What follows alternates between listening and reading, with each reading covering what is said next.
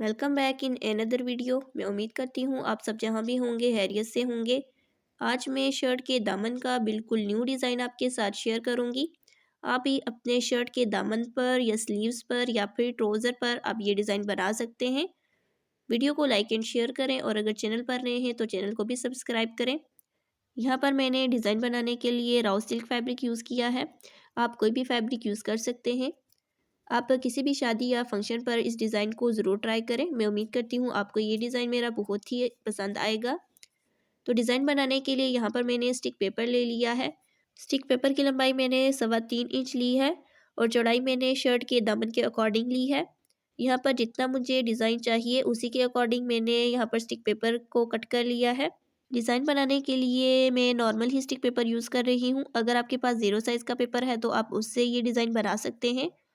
2.25 inch का मैंने एक स्क्वायर ड्रा किया है और उसके अंदर से 1/2 इंच का गैप छोड़ के मैंने अंदर वाला स्क्वायर ड्रा किया है।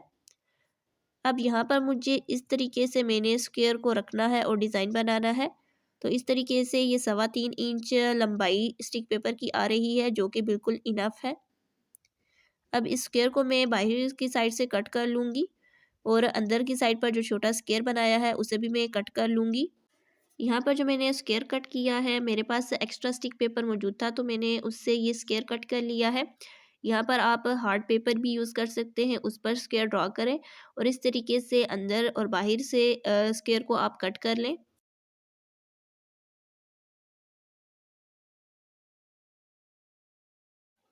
स्टिक पेपर के अंदर से मैंने छोटे स्क्वायर को भी कट कर लिया है। अब इस शेप पर मैं स्टिक पेपर के ऊपर ये स्क्वायर रखूँगी और पेंसिल की मदद से निशान लगा दूँगी। सबसे पहले बाहर की तरफ जो स्क्वायर है उस पर निशान लगाऊँगी।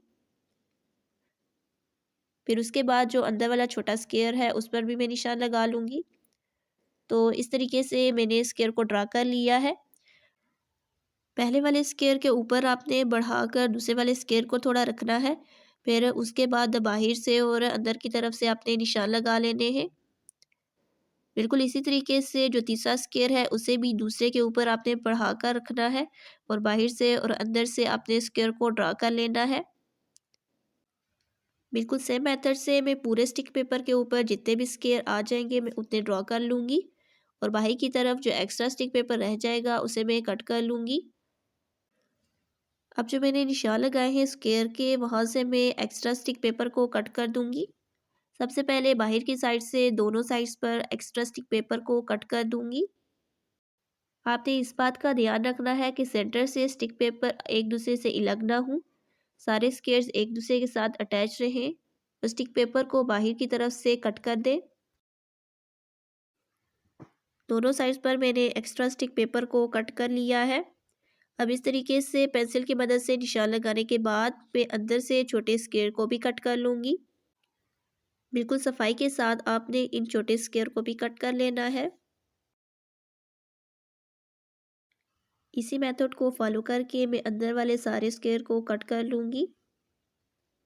यहाँ पर मैंने डिज़ाइन को तैयार कर लिया है। अब शर्ट के ऊपर भी मैं ये डिज़ाइन आपको रख कर बता रही हूँ कि कितना डिज़ाइन ये तैयार हुआ है। तो बाहर की तरफ 1.5 इंच दोनों साइड्स पर फासला छोड़कर ये डिज़ाइन तैयार हुआ है। तो चॉक्स की साइड पर दोनों साइड पर 1.5 इंच का फासला है। अगर आप ये फासला कम छोड़ते हैं हाफ इंच तो आप एक और स्क्वायर का भी डिज़ाइन बना सकते हैं। शर्ट की तैयार लंबाई 43 इंचेस है। तो एक्स्ट्रा मार्जिन मैंने 1.5 इंच का छोड़ा है। हाफ इंच ऊपर से सिलाई में जाएगा और हाफ इंच नीचे से सिलाई में जाएगा और बाकी आधा इंच पिनटेक्स की सिलाई में कवर हो जाएगा।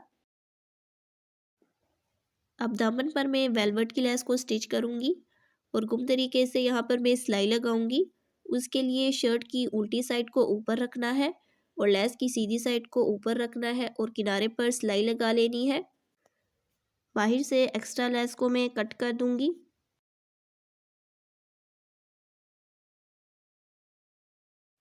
अब लेस को मैं सीधी साइड पर पलटूंगी तो ये देखें बिल्कुल गुम तरीके से पहली सिलाई लग चुकी है। पलटने के बाद लेस सीधी साइड पर आ चुकी है। अब लेस के किनारे पर मैं दूसरी सिलाई भी लगा लूँगी। लेस पर सिलाई लगाते वक्त आपने लेस या कपड़े को खिंचाव में नहीं लेना, बिल्कुल हल्के हाथों से आपने लेस के ऊपर सिलाई लगा लेनी है। अब मैं उल्टी साइड से भी आपको लेस दिखा देती हूँ। तो ये देखें बिल्कुल सफाई के साथ हमारी लेस लग कर तैयार है। अब ऊपर की तरफ मैं पिंटेक्स के लिए निशान लगाऊंगी, तो 1-1 इंच के फासले पर मैंने 3 निशान लगाए हैं। चाक्स की दोनों साइड पर मैंने पिंटेक्स के लिए निशान लगा लिए हैं। अब पिंटेक्स के लिए जो पहला निशान लगाया है वहाँ पर फैब्रिक को फोल्ड करूँगी और जितनी बारीक मुझे पिंटेक्स चाहिए उतनी ही मैं सिलाई लगा लूँगी।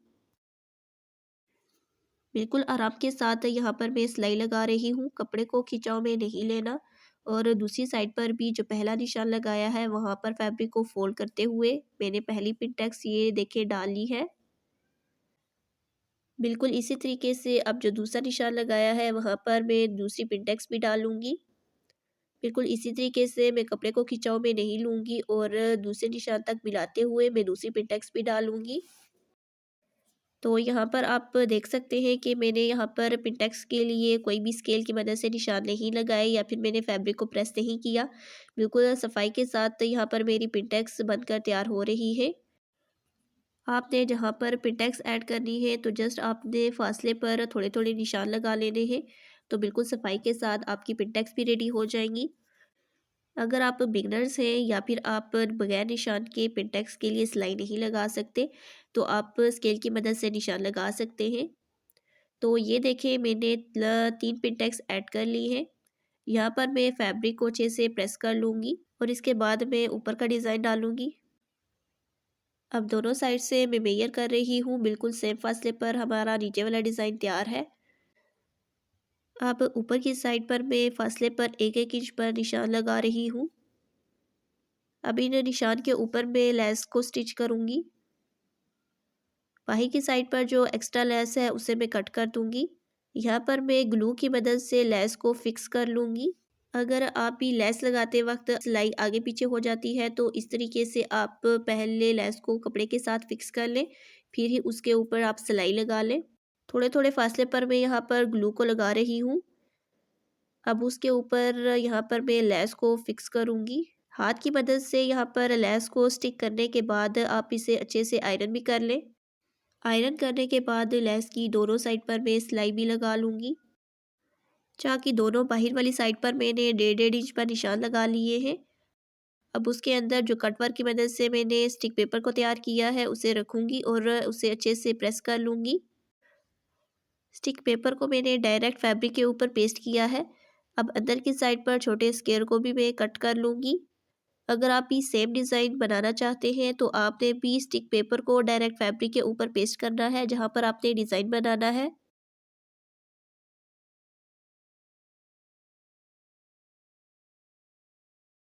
निशान लगाने के बाद चारों साइड पर मैंने अंदर की साइड पर फैब्रिक को कट कर लिया है। अब ग्लू की मदद से इस फैब्रिक को बाहर की साइड पर मैं पेस्ट करूँगी। इस तरीके से जो फैब्रिक कट किया है चारों साइड्स पर मैं फैब्रिक बाहर की तरफ निकाल दूँगी। बाही की तरफ पेस्ट करने के बाद मैं यहाँ पर इसे अच्छे से प्रेस भी कर लूँगी। तो ये देखिए बिल्कुल सफाई के साथ हमारा स्क्वायर रेडी है। सेम तरीके से मैं दूसरे स्क्वायर के अंदर से भी एक्स्ट्रा फैब्रिक को बाहर की तरफ निकाल लूँगी। ग्लू की मदद से मैं इस तरीके से फैब्रिक को रफ साइड पर निकाल लूँगी, फिर उसे अच्छे से मैं प्रेस कर लूँगी। तो यहाँ पर आपने देख लिया है कि बिल्कुल सफाई के साथ हमारे स्क्वायर बनकर तैयार हो रहे हैं। तो अगर आपके पास 0 साइज़ का पेपर नहीं है तो दूसरे स्टिक पेपर से ही आप इस डिज़ाइन को बना सकते हैं। सेम मेथड से मैंने सारे स्क्वायर को रेडी कर लिया है। अब इन स्क्वायर को फिल करने के लिए मैं डोरी पाइपिंग यूज़ करूँगी। तो जितनी लेंथ मुझे चाहिए उतनी ही मैंने डोरी पाइपिंग को सीधा कर लिया है। ग्लू की मदद से इन स्क्वायर के ऊपर मैं डोरी पाइपिंग को फिक्स कर लूँगी। तो सब स्क्वायर की बाहर वाली साइड्स पर ग्लू को लगाऊंगी। ग्लू लगाने के बाद मैं डोरी पाइपिंग को अच्छे से डिज़ाइन के ऊपर फिक्स करूँगी। हाथों की मदद से फिक्स करने के बाद मैं इसे अच्छे से प्रेस भी कर लूँगी। यहाँ पर मैं स्क्वायर को फिल करने के लिए पाइपिंग यूज़ कर रही हूँ। आप इन पाइपिंग की स्ट्रिप्स भी बना सकते हैं और यहाँ पर लगा सकते हैं, या फिर अगर आपको यहाँ पर कोई और डिज़ाइन बनाना है इन स्क्वायर के अंदर तो आप बना सकते हैं। अब स्क्वायर की बाहर की तरफ मैं सिलाई भी लगा लूँगी ताकि ये अच्छे से यहाँ पर फिक्स हो जाए।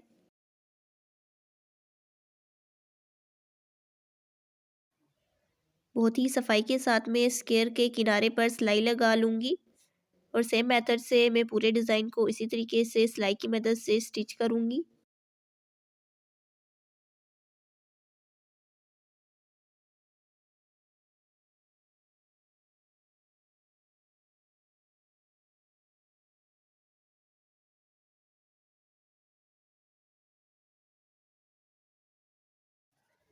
सेम मेथड से मैं सारे स्क्वायर के ऊपर सिलाई लगा लूँगी।